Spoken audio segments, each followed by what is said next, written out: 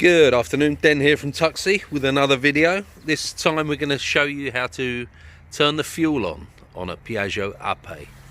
So it's quite simple. Locate the fuel tank. It's usually on the left hand side, and underneath the fuel tank you'll see that little silver thing there. That's the fuel cock or fuel tap. So what you need to do is just undo it anti-clockwise to open the fuel, and then to close the fuel tap,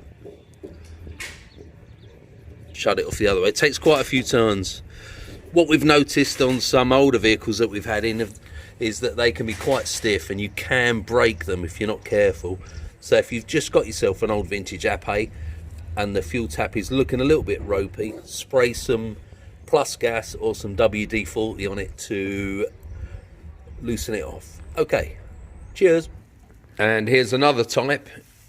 In the cab there's a little fuel lever here, so down is off and then on is up, off and on. Very rudimentary, and that operates a rod that is connected to the bottom of the tap.